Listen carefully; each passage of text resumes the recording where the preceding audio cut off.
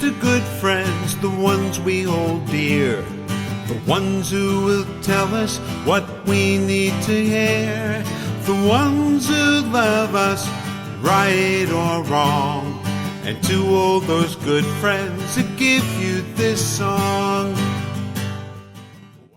Well, hello, good friends, and welcome back to The Last Walk, Remember When, with your host, Ron Baumbach. And we're going back in time again to the fun times. So, get up off your easy chair, walk into your kitchen, go to the fridge or the ice chest, reach up, get that bottle of sarsaparilla, and get a tall glass, get those cubes from the tray, pop them in, make sure they sizzle and fizzle and tickle your nose. And how about getting a clock bar? Go back to your easy chair, turn on your lava lamp, close your eyes, get ready. It's storytelling time. The Last Walk is back. Life is too short, we get only one turn. With luck we find beauty, but we sometimes get burned. But if you've had a true friend, or perhaps love, you've experienced a piece of heaven above. Well, now that Halloween and the election are behind us, the election will probably never be behind us, but then again, who knows what happens in the world of politics in 2020. Anyway, we're doing the theme songs from the TV shows of our lives. When we sat in front of the boob tube, the black and white or the color one. But in the 80s, we all had color TV, most likely. Except for the little game box type of things you may have had back then. One of my sons had one of those. He was thrilled to get it. Anyway, we're going to have fun with this one because there were so many shows from the 80s. The first one is one you must have watched, but we didn't. Can you guess the name of it? It is...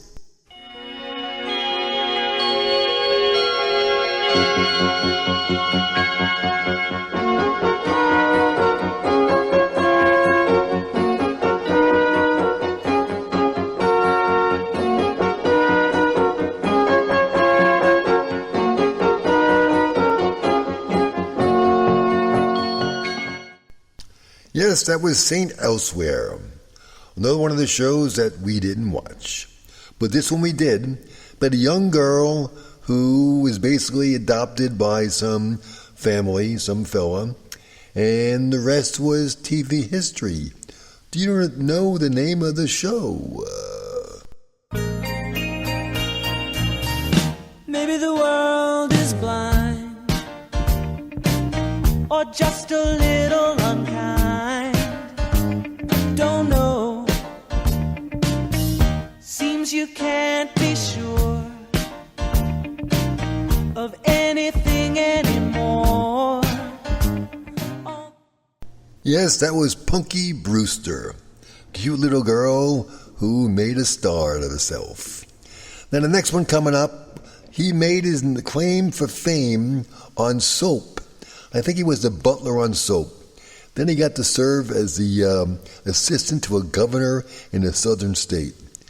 Do you know the name of this show? Hint, the name of the show was also the star's name in the show.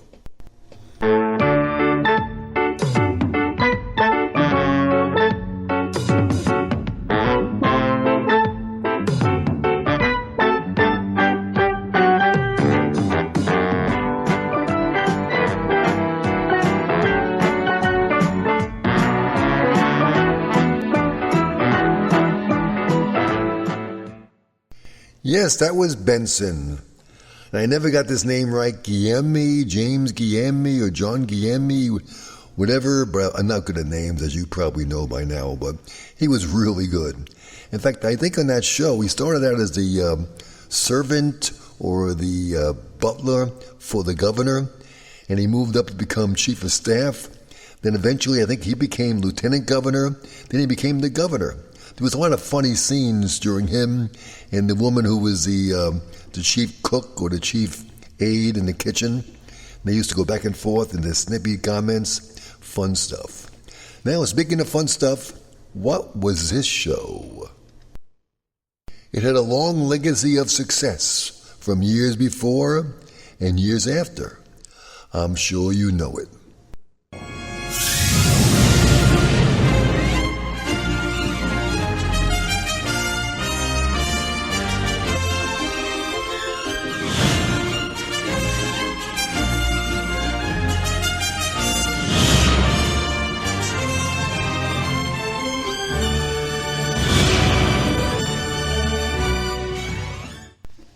That was Star Trek: The Next Generation. And the intriguing thing about this one was it did not star William Shatner. I believe there was some kind of issue with money. And another one of the shows that we didn't watch. But we knew the trivia about William Shatner. And this guy's still going on acting. I think he's in his mid to late 80s. See him on sitcoms, see him on different things. He may have also reappeared back in a Star Trek or two. You know more than me. And the next one's about a show that was pretty popular. The star had been in a number of shows. You know him as a $6 Million Man from years before. He also had a claim for fame by marrying one of the most beautiful girls in TV history, Farrah Fawcett. The name of the show is... Well, I'm not the kind to kiss and tell, but I've been seen with Farrah. I've never been with anything less than a 9. So fine, I've been on fire with Sally Field, gone fast with a girl named Bo, but somehow they just don't end up as mine. It's a death-defying lie. Yes, The Fall Guy, starring Lee Majors. Now, coming up was a show about people, baby boomers, back in the 80s, who active in the 70s, almost came back this year as another rerun to bring it back again. Not a rerun, but a redo. The show's name was called...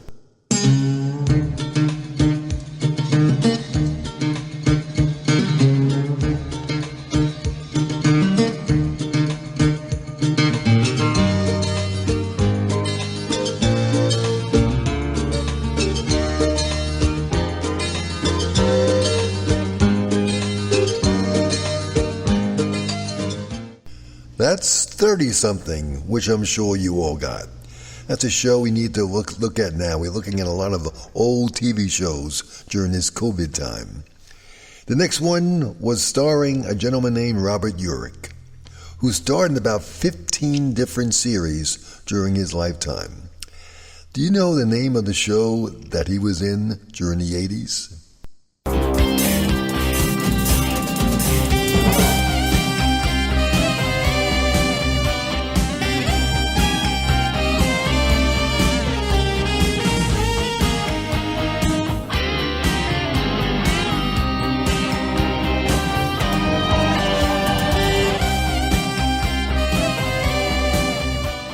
Yes, friends, that's Spencer for Hire, starring the late, great Robert Urich.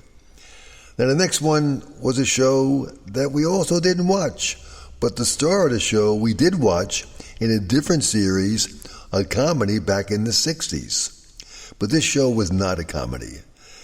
You can probably tell what it is.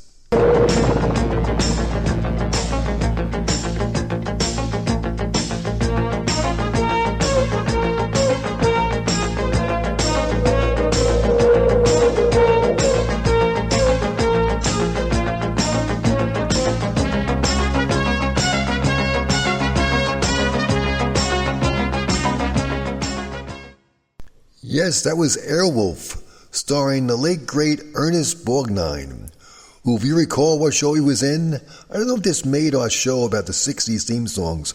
I wish it did. I really enjoyed the show, McHale's Navy. And then the next one is also a show that starred a woman who later attained great claim for a comedy role as she played a mother in a series that lasted for quite a long time. But this was not a comedy back then. This was a different kind of show. Can you name it?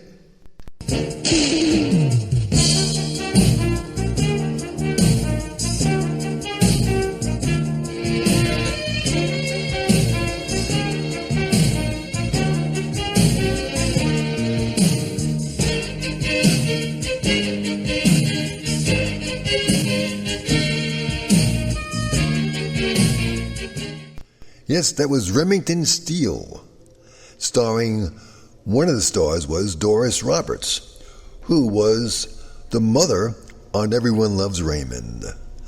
Now this one was one we didn't watch, a detective show, but you probably did.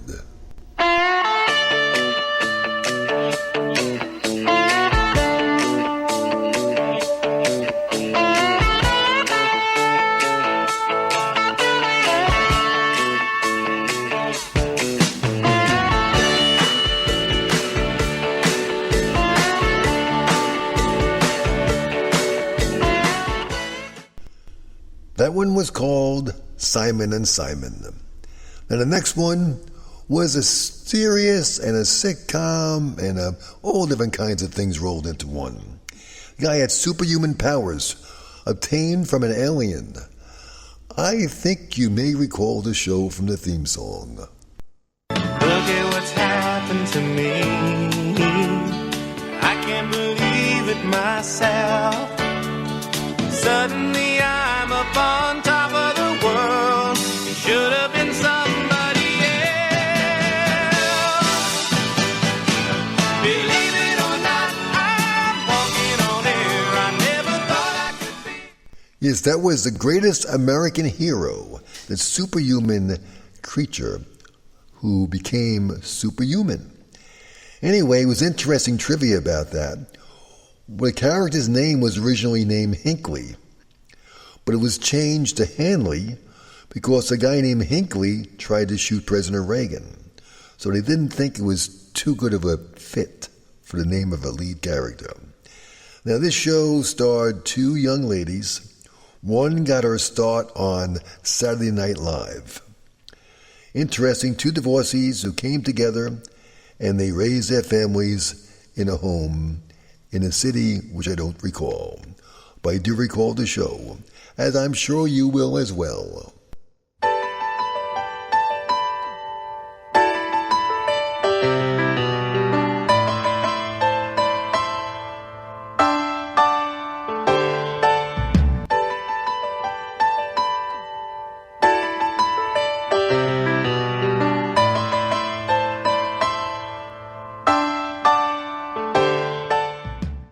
That was Kate and Allie, starring Susan St. James and Jane Curtin, who was still on TV. She was on a show, a fill-in show during the summer on ABC. I forget the name of the show, but it was a pretty funny sitcom. She played the mother-in-law, grandmother on the show.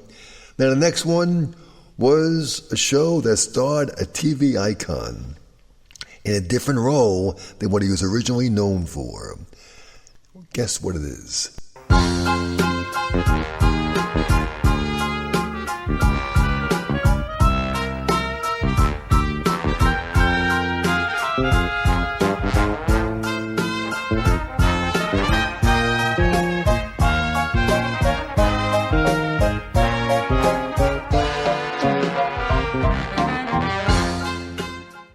That was Matlack, starring Andy Griffith. The Andy Griffith Show years ago with Opie and Aunt Bee, how it changed and how he changed. I guess he wanted to change his image. Totally different from that Gopher and Gomer Pyle type of characters to a different series, different show. Now the next one was about two New York City detectives, two young women.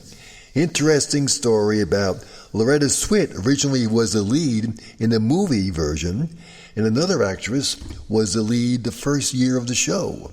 Then when it was hired for a full-time run, and it starred Tyne Daly and Sharon Gless. Enough hints. You guess it from the music.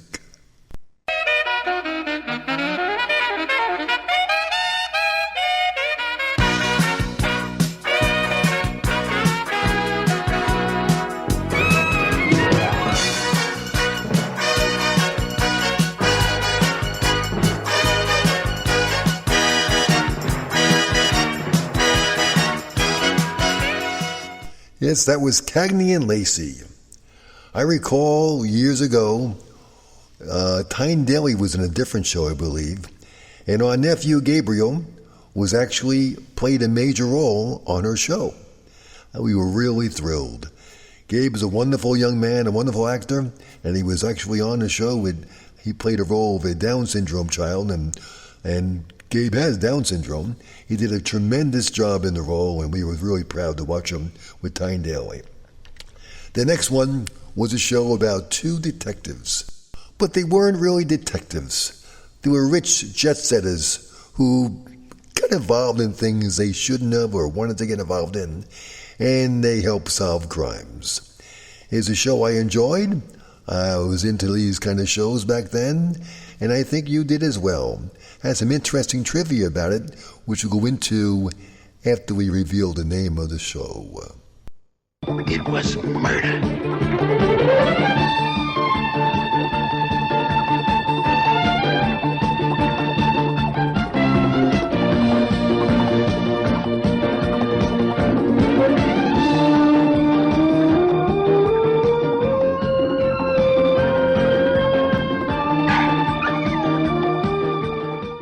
Yes, that was Heart to Heart, starring Robert Wagner and Stephanie Powers. Ironically, the show premiered in '79, so it really should have fit in the '79-'70 series, but it made its mark in the '80s, up until 1984 when I think it got canceled. Originally, I believe ABC wanted Robert Wagner to have his wife, Natalie Wood, play the role of his wife on the show, and he thought Stephanie Powers made more sense. And sadly, as you know the rest of the story, Natalie passed away in '81. Interesting show, interesting stories. Do you know this one? There's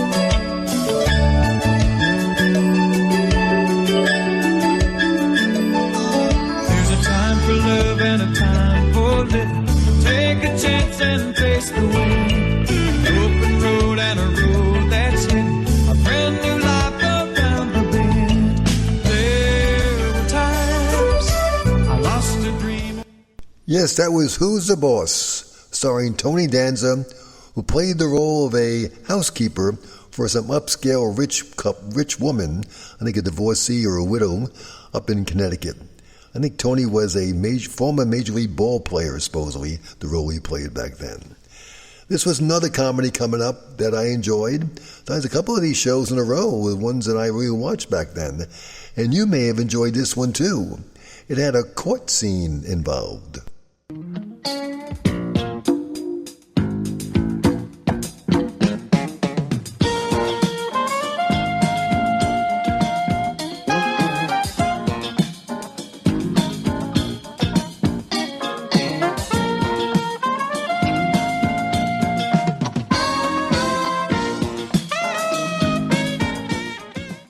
Yes, that was Night Court.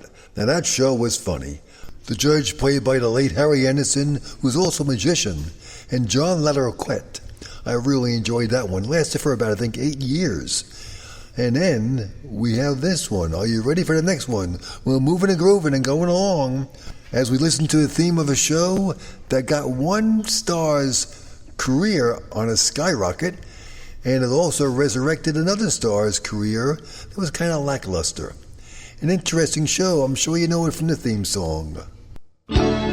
Someone by night, some by day, nothing could change you, set and sure of the way. There is the sun and moon. Now, fans of Bruce Willis and fans of Sybil Shepherd will recall this show, Moonlighting. A TV series, I think on ABC, was known to be one of the first ones to be a comedy and a drama together. What do they call that, a comama or a dramatic? Who knows? Anyway, we've been doing some theme songs from the 80s, and we have a lot more to come along as we move along in this parade of theme songs. Oh, I've been so lucky and I've been so blessed. In spite of my failings, I've found success. For I've known love and I've known good times, and I have known friendship and written some rhymes. Listening to The Last Walk Remember When. And we've been on a series of theme songs from the 60s, 70s, and 80s. And there's a lot of shows we found from the 80s. I think there's enough for one more show on this. My thanks to Paul Cassone for the great song Here's the Good Friends heard throughout our show. And to Wikipedia. And to the website YouTube, where I found a group called Song Trivia, who posts a lot of these shows and their theme songs from days gone by. And a special thanks to my buddy Mike from his studios in the great state of Tennessee, where he works so hard to make our show and our voice sound so much better. The book, The Last Walk on Our Block, is available on Amazon.com and BarnesandNoble.com. It's in Nook, print, and Kindle versions. Until next time, have a great weekend. Remember when. Here's to good friends, the ones we hold dear, the ones who will tell us what we need to hear, the ones who love us, right or wrong, and to all those good friends who give you this song, and to all those good friends who give you this song.